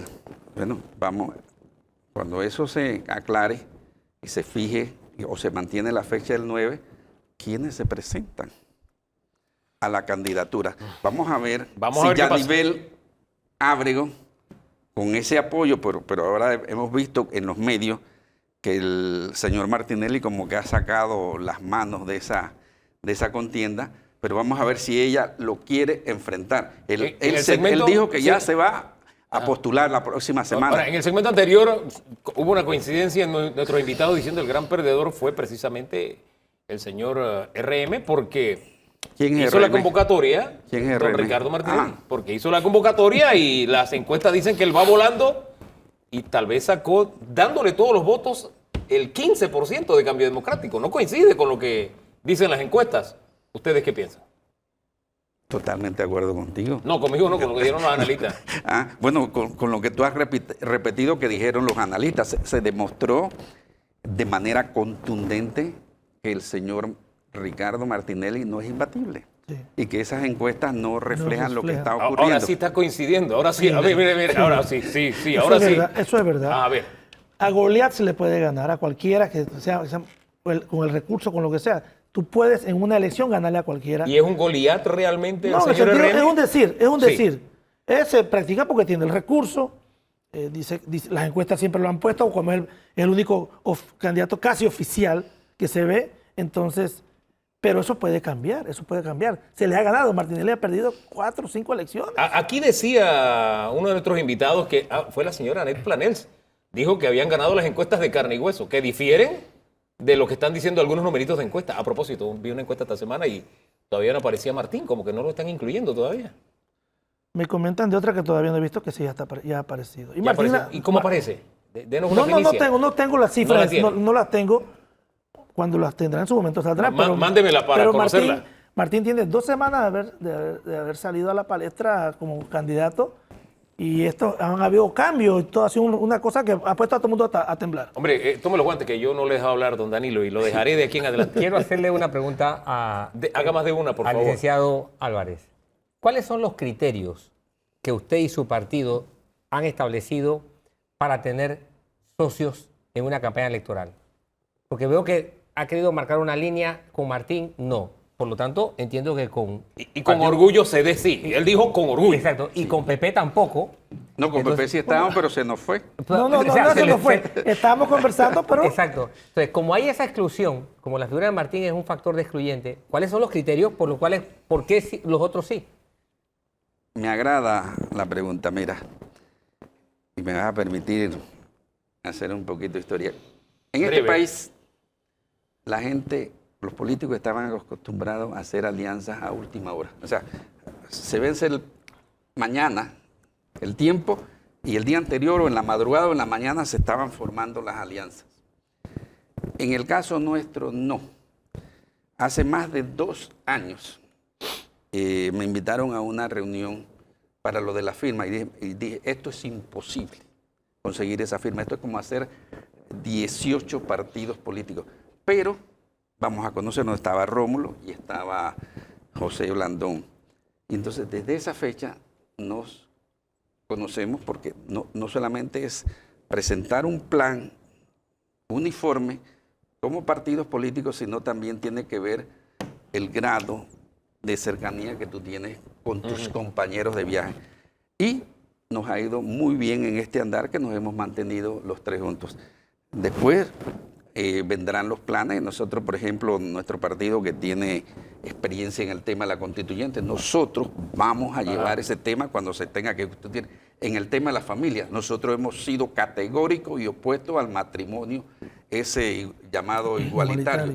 Y en el tema de la corrupción, ¿por qué? Porque si hay una persona que ha pasado de estar mandando memitos por allí a la acción y no estar haciendo acusaciones, he sido yo. Yo tengo a mi haber salido de esta televisora a presentarle una denuncia al presidente de la Corte Suprema de Justicia. He denunciado a magistrados del Tribunal Electoral. He denunciado al fiscal electoral y a muchos otros funcionarios. Aquí hay un montonón de gente que se la pasa mandando por ahí. Para llegar a hacer cambios en un país se requiere ganar una elección. Y se llega al gobierno por 2 formas. O por las balas o por los votos. Nosotros escogimos llegar por los votos. Disculpe, yo creo que la pregunta es mucho más profunda la que está haciendo don Danilo, porque eso de cuáles son los criterios implican que ustedes tienen de compañero de barco. Voy a tomar a uno nada más, Cambio Democrático. Cambio Democrático ni siquiera tiene acceso a el subsidio electoral porque hay grandes interrogantes de la forma en que ha manejado el subsidio electoral, que acaba de realizar una elección interna que ha arrojado serias dudas del manejo democrático de una elección interna. Entonces, yo creo que la pregunta de don Danilo va a mucho más profundidad de cómo ustedes están eligiendo los compañeros de cuarto y de viaje. Bueno, todas esas cosas que tú mencionas... No compagina con lo que usted acaba de pintar de usted. Todas esas cosas que tú mencionas, será Cambio Democrático el que está en funciones de dar las explicaciones al Tribunal Electoral para que le vuelva a dar el Y al subsidio. país también. Bueno, Y al sí, país bueno, también, cuando se porque las esa da es al la plata tribunal. mía y es la tuya Sí, también. exacto, cuando va así, sí, de los que pagamos Sí, impuestos. exactamente. Sí, entonces, eso, por supuesto que ellos tienen que dar esas explicaciones y yo estoy seguro que las van a dar. Y entonces, Entonces, confía en Cambio Democrático. Es que yo se lo he dicho, mira, yo se lo he dicho en las reuniones a ellos, y yo no sé si Brea estuvo en alguna reunión, digo, mira, a José y a Rómulo, si ustedes no llegamos al gobierno y alguno de los ministros comete alguna falta o está especulado, yo soy el que lo voy a denunciar. ¿Y por qué no lo dice ahora cuando hay dudas, por ejemplo, del manejo de el subsidio electoral? Señálelo desde ahora. No, pero si ellos, bueno, porque lo están explicando. Ah, lo están explicando. Sí, Ok. sí, sí. Señor claro. Brea, disculpe. no, tranquilo. No, que yo no No, sé quién de los dos quiere, no. pero usted me La pregunta se le hicieron a él. Usted me está preguntando y Entonces me está pregúntele preguntando ahora directamente. por Cambio Democrático. Yo los voy a Elegí defender. uno al azar. Yo los voy a pregunta defender. para A los ver, dos. la misma. ¿De quién están más lejos o de quién quieren marcar distancias más contundentes? ¿Del PRD o de Realizando Metas? Yo te contesto si quieres. Lo piensa, lo está pensando mucho. De los dos, Es muy difícil. nosotros de los dos, ¿Y yo ustedes? no me uniría ni a Ricardo Martinelli ni al PRD. ustedes? Le dije a Brea ya, prefiero ser yo el candidato si en algún momento se piensa siquiera que vamos a apoyar a Martín. Señor Brea. Esa es una pregunta fácil. No veo al Partido Popular ni acá ni acá. Nosotros tenemos un partido totalmente diferente al de Toto. Nosotros somos un partido que tenemos varias estructuras y lo que deciden las bases es lo que se va a hacer. Pero en estos momentos el partido está ¿Y en el de enfocado... Toto quién decide? ¿Toto? No sé. Somos diferentes. Pregunto, No sé, somos más institucionales. Sí, no sé, Pregúntale para que diga. Entonces, bueno, nosotros en estos momentos estamos enfocados, creo que en este acercamiento con el presidente Torrijos. Las bases están unificadas. ¿Esa es la tabla de salvación del PP? No es tabla de salvación, la tabla de salvación para el país. Porque creo que es una buena opción el presidente Torrijos para el país, para llevar a puerto seguro esta nación. Mira, yo te voy a contestar quién decide en país, para que no quede en el aire. En el aire. Mira, los partidos nuevos. La pensó mucho. No. Y le voy a dar el tiempo, el productor está diciendo que no. No. Rapidito. Los partidos nuevos, algunos tenemos un artículo que nos permite tomar las decisiones a nivel de directiva o de directorio. Ajá. Entonces, esas decisiones de finales, de con quién nos vamos, pero hasta ahora todo el partido apoya que se busque la alianza. Pero hicieron la elección, ya lo saben. No, la directiva lo sabe. O el partido soy yo. No. Okay. Usted es el partido. Yo no me juego con la palabra. Carga una corbata, nada. Sea serio. Vamos a la pausa, regresamos. Damos un giro total en el tema hoy. Las listas de exclusión es un serio dolor de cabeza del que los políticos ni siquiera hablan, fíjese. Los que están de precandidatos y qué sé yo, ninguno habla de este tema. Bueno, hay una tarea pendiente, hay un área del que hablamos muy poco pendientes porque hoy cerramos hablando de este tema que es un reto país que tenemos. En breve aquí en Debate Abierto.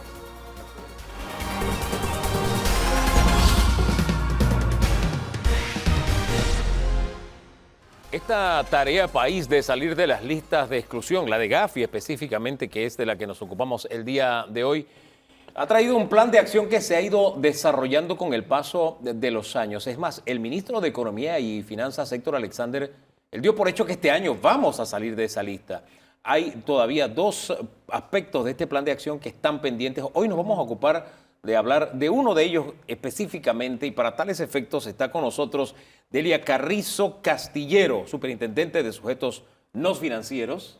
Bienvenida y gracias por estar aquí. Muchas gracias. Y también Hipólito Donoso Garrido, él es director del Registro Único de Beneficiario Final. También gracias por acompañarnos. Yo creo que lo primero es tener bien claro cuáles son las áreas de acción de ustedes dos específicamente. Cuando hablamos de sujetos no financieros, ¿de quiénes estamos hablando específicamente que tienen que registrarse y tienen que presentar todo el informe a las autoridades? Sí, es importante, bueno, primero está el fundamento jurídico de esta superintendencia, sí, que es la ley 124 del 2020, y regula a los sujetos obligados no financieros. ¿Quiénes son? Son 12 sectores.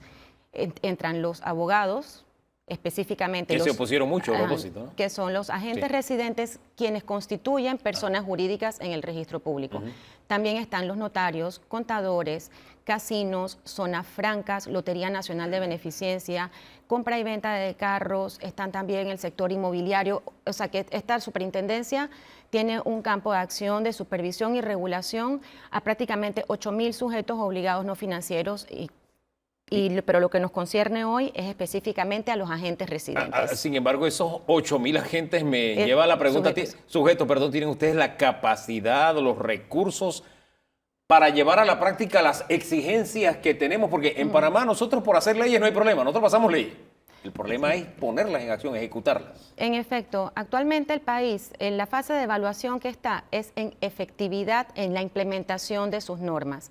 Por eso, en los últimos años, la superintendencia se ha ido fortaleciendo. Bueno, tenemos 3 años de existir, tenemos una dirección de regulación, una dirección de supervisión y ahora la última dirección, que es la Dirección de Registro Único de Beneficiarios Finales, precisamente para poder abordar todos esos sujetos obligados no financieros con un enfoque basado en riesgo. ¿Cuál es el alcance del registro a su cargo, del registro de beneficiarios finales? Sí. ¿Y qué tan avanzada está la tarea de tener ese registro, de que estén en el registro todos los que deben estar?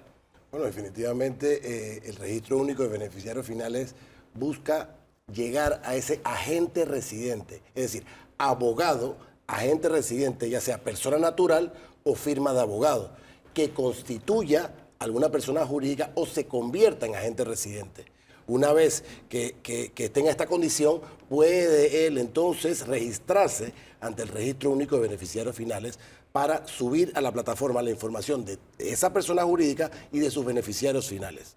Cuando hablamos de beneficiarios finales, es el accionista, es el inversionista, es el que, valga la redundancia, el que al final se va a beneficiar de la actividad económica. De eso estamos hablando específicamente. La última persona natural. La persona natural. Había mucha reserva y oposición a que esto se conociera. Al final se ha logrado que sea efectivamente esa persona, que se le siga la pista hasta la persona natural. Porque ahí podemos ya entrar en otros temas como conflicto de intereses y otras aspiraciones que tenemos como país. Sí, es importante retrotraernos también, o sea, la ley 23 del 2015, que es la ley madre de prevención de blanqueo de capitales, ahí estipula una serie de criterios y de ahí al gobierno nacional con sus entidades establecer los mecanismos de supervisión y regulación. Entonces, los agentes residentes tienen la obligación de conocer a su cliente y llevar a cabo una serie de pasos para conocer a su cliente, poder identificar y verificar que la información sea veraz y que esté actualizada. Así que digamos que para que sea una ganancia en dos vías, porque acá también entramos en el quehacer bancario, debemos tener un registro digital medianamente, no podemos estarlo haciendo manual ni nada por el estilo. ¿Qué esa herramienta, la herramienta digital, cómo estamos manejando eso? Es una plataforma, el registro de beneficiarios finales es una plataforma y es el mecanismo que adoptó el país en el 2019 para precisamente asegurarnos como país que los agentes residentes tienen la información de beneficiarios finales y que dicha información sea verificable. Es una plataforma, se hizo por medio de la AIG, en un gran esfuerzo interinstitucional y bueno, se ha hecho con todos los protocolos de seguridad y esto nos permite tener dos mecanismos para asegurarnos que los agentes residentes cumplan con tener esta información y que conozcan a su cliente. ¿Aquí nadie va a pasar agachado, es la pregunta? No. ¿Nadie puede pasar agachado? No, todo agente residente debe inscribirse en el Registro Único de Beneficiarios Finales y cargar la información. Este registro genera un código único de registro que tiene el número de idoneidad del agente residente o el folio de la firma de abogados y un número secuencial. Y eso va a ser como la forma de identificar al agente residente. Y toda persona que constituya una persona jurídica en el registro público se convierte en agente residente, es decir, en sujeto obligado de la superintendencia. ¿Qué tan avanzada está esa tarea? ¿Cuánto falta para tener ese registro ya completo? Bueno, gracias a Dios, en este momento tenemos un registro único de beneficiarios finales operacionalmente íntegro, operando al 100%. Sin embargo, pues es una plataforma que se carga con información de la gente residente. Y en este momento llevamos aproximadamente el 44% de llenar esta base de datos, y lo que por eso es que invitamos a los agentes residentes a que vengan y se registren en el Registro Único de Beneficiarios Finales en la jornada que tenemos en Atlapa, en el Salón Las Cestas, de lunes a viernes, de 8 a 4 de la tarde. De no registrarse, ¿qué pasará con esos agentes económicos? Es importante mencionar que la ley indica que hay un proceso sancionatorio al agente residente en el cual puede haber la sanción por no registro. Esto conlleva a una sanción a cada persona jurídica que no esté en el sistema y una tercera sanción que conlleva la suspensión de la persona jurídica en el registro público, y las tres pueden ser simultáneas. Pueden ser simultáneas, sí. O sea que usted, si no está registrado, puede dejar de operar. Exactamente. Wow. Don Danilo. Sí. La respuesta que dio la superintendente a tu pregunta, Hugo, dibuja el foco de interés del combate al blanqueo de capitales y también de alguna forma al crimen organizado. Exacto. Mi pregunta es, ¿qué ocurre con aquellas actividades económicas que están vinculadas, al menos al crimen organizado como foco de interés? ¿Le interesa al crimen organizado estar allí presente? Y me refiero, por ejemplo, a actividades como los puertos, actividades agropecuarias, inclusive hasta la pesca. ¿Ellas también entran dentro de su radio de interés? No, nosotros, la forma en que esas actividades entran, nosotros estamos en el círculo de prevención. Es correcto. Y regulamos 12 actividades, 12 sectores. Dentro de esos 12 sectores que nosotros regulamos hay un análisis de riesgo y se identifican cuáles son los sectores de mayor riesgo.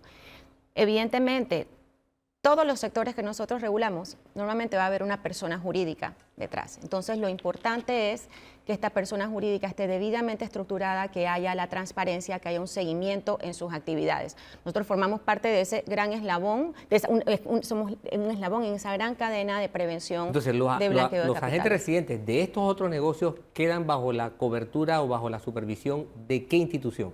Los agentes residentes están bajo nuestra supervisión. Nosotros cuando supervisamos un agente residente tenemos que ver que tenga su manual de prevención, que esté llevando a cabo todas sus políticas de prevención de blanqueo de capitales, su identificación del beneficiario final, dar un seguimiento a la actividad que lleva a cabo la persona jurídica.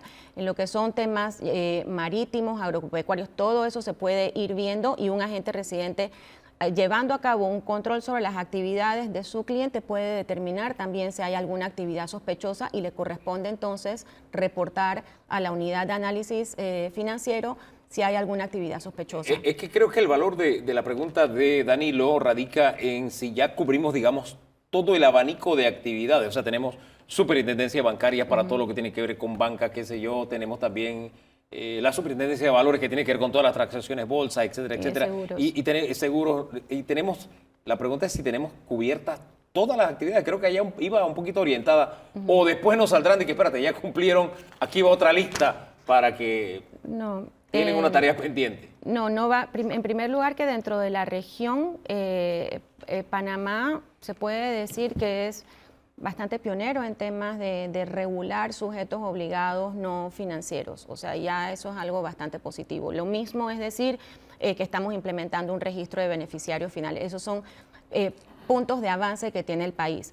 Que puedan entrar, la ley no limita que otras actividades podrían ser reguladas, pero hasta el momento son las actividades que les he mencionado. Siendo pioneros, esto nos representa en el mundo estas exigencias, ¿una ventaja o una desventaja? Porque de pronto hay otros países que no son tan exigentes y alguien diría, ven acá, allá en Panamá es muy burocrático, yo mejor me voy a otro centro bancario, me voy a otro lugar donde manejo mi dinero porque allá en Panamá las cosas son muy enredadas. No, al contrario, para nosotros es algo positivo. Sabemos que tenemos un lastre reputacional y el hecho de nosotros haber fortalecido todo nuestro sistema de prevención de blanqueo de capitales, el mejorar nuestros servicios nos permite dar un sello de calidad del país e invitar inversiones buenas. Esa es la finalidad que nosotros tenemos como regulador, no solo supervisar y regular, sino también promover los servicios de los diferentes sectores que nosotros regulamos. Por ejemplo, está el inmobiliario, están las zonas francas, están los abogados, y que representan alrededor de un 24% del PIB. Es importante entonces que nosotros estemos a la vanguardia en regulaciones que permitan que entren inversiones buenas al país y se hagan buenos negocios. Yo creo que ahí está la clave, inversiones buenas, dinero bueno. El tema, voy nuevamente al tema del registro porque tenemos pendiente el 56%. Usted dijo que estaba el 44%, ya. Correcto. Ese 56% tiene un gran peso. Claro. La pregunta es si lo vamos a lograr antes de fin de año, porque el ministro dijo, de que salimos de la lista, salimos. Pero si no cumplimos esto... A través de esta jornada masiva que iniciamos el 6 de marzo y estaremos hasta el 31 de marzo en el Centro de Convenciones de Atlapa, hemos recibido N cantidades de abogados, personal natural y firmas de abogados que están registrándose continuamente. Hoy en la mañana pues amaneció lleno el lugar y sabemos que esta semana que continúa pues vamos a tener un lleno completo. Además que al finalizar la jornada vamos a viajar al interior a buscar también el registro de todos estos agentes residentes que están en las diferentes provincias, centrales, Chiriquí, Colón, y esto pues va a lograr que una vez lleguemos a esa cantidad de agentes residentes, pues la carga continúe y aumente y podamos llegar a ese número. Con lo que usted explicó, o lo que ustedes explicaron, que esto llega hasta el último beneficiario, ¿podríamos decir que de facto este es el requiem al régimen de sociedades anónimas? No, de ninguna manera. Mire, nosotros no somos la única jurisdicción que estamos implementando un registro de beneficiarios finales y vale la pena mencionar que este es un registro cerrado. Eso quiere decir que solo las autoridades competentes a requerimiento tendrían acceso al mismo. El lograr este registro de beneficiarios finales y pasar esta transición de implementación efectiva de la norma nos va a permitir ser más competitivos. No se está liquidando con el régimen de sociedades anónimas porque, insisto, es un registro de beneficiarios cerrado, o sea que no es un registro abierto. Se complementa con el registro público, forma parte como uno de los mecanismos de prevención de blanqueo de capitales, tal como se comprometió el país a hacerlo en el año 2019 para cumplir con un plan de acción en el cual solo nos quedan estas 2 acciones pendientes que están íntimamente ligadas al registro de beneficiarios finales y que estamos cumpliendo y que es lo que vamos a demostrar en la próxima evaluación. Las grandes críticas surgen también porque los países que forman parte de Gafi no necesariamente tienen esas mismas exigencias. Para ello, de ahí que entra el gran debate de si muere nuestro sistema de servicios al mundo de sociedades anónimas y si somos o no competitivos a partir de esta decisión. Usted lo da como un hecho de que sí lo vamos a hacer, pero eso es una historia que está por escribirse, ¿no le parece?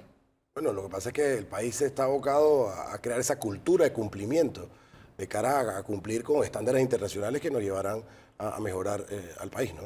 Al final estamos hablando, insisto, en estándares que no necesariamente están cumpliendo lo que nos imponen esos estándares. ¿En eso coincidimos o no? No necesariamente. Nosotros lo que tenemos que cumplir y estamos cumpliendo es con un plan de acción con el cual el país se comprometió. Por exigencia internacional. Luego de una evaluación donde hace que el país entre en una lista gris porque se detectan deficiencias. Con este plan de acción se abordan las diferentes deficiencias y de ese plan de acción, 15 acciones, 3 están largamente cumplidas y 2 parcialmente cumplidas que estamos en esa fase final. Y ahora lo que estamos demostrando es la sostenibilidad. Pero esto no nos va a quitar competitividad. Hay jurisdicciones que tenían registros abiertos, por ejemplo, hay jurisdicciones que tienen registros cerrados y que pueden seguir ofreciendo sus servicios internacionales. Entonces, esto no va a ser un impedimento, al contrario, esto fortalece nuestro sistema. Don Danilo. Cuando hablamos de supervisar actividades de abogados, esto lleva al desarrollo de normativas. ¿Ustedes han desarrollado todas las normas que este proceso implica o queda algo pendiente? No queda nada pendiente. La ley madre, como le indiqué, es la ley 23 del 2015, que es la ley madre de prevención de blanqueo de capitales. En ese momento se crea la Intendencia de Sujetos No Financieros y que formaba parte del Ministerio de Economía y Finanzas. En el 2020 se crea la Superintendencia de Sujetos No Financieros una vez más, dándole como parte de los compromisos del país en el plan de acción para la salida de las listas. Nosotros todo está fundamentado en la ley 124 del 2020 y en la ley 23. Ya regulada. Exactamente, y nos da las facultades para supervisar, regular. Además tenemos el deber de capacitar y promover los sectores. De ahí la superintendencia desarrolla su manual de supervisión. Eso se hizo en colaboración con el Fondo Monetario Internacional y eso formaba parte de las acciones que había que cumplir dentro del plan de acción de Gafi. Estas acciones han sido ya consideradas como altamente cumplidas por el grupo evaluador. O sea que todo son hemos ido fundando todo este tema de cumplimiento. Exactamente. El vaticinio, saldremos de la lista. Por lo menos este to-do está hecho. Sí. ¿Sí? Saldremos. Categóricamente. Tenemos la esperanza como país de que así sea, porque al final Panamá tiene una cultura de servicios. Este aspecto ha sido objeto de debates desde hace varios años. Ha sido una de las leyes más difíciles de pasar. La oposición estaba precisamente en los agentes residentes y ya veremos si se culmina o no con ese 100%, 56 y bastante. Pero vamos a darle seguimiento a los pasos, porque según el ministro de Economía y Finanzas esto se cumple y saldremos de la lista. Nosotros queremos tener el mismo optimismo, pero le vamos a dar acompañamiento en la información. ¿Nos vamos? ¿Le parece? ¿O usted quiere seguir? Hasta la próxima semana. Ah, sí, bueno, yo sí sigo, pero sigo en sintonía porque viene cara a cara y va a hablar el director general de la Caja de Seguro Social. A ustedes les invito para que el próximo domingo estemos juntos otra vez en ECO a las 3 de la tarde. Usted sabe, ve el programa completo y siempre a través de nuestras plataformas digitales. Vamos a hacer el esfuerzo. Nos seguimos regalando el mejor fin de semana de nuestras vidas. ¿Le parece? Bendiciones.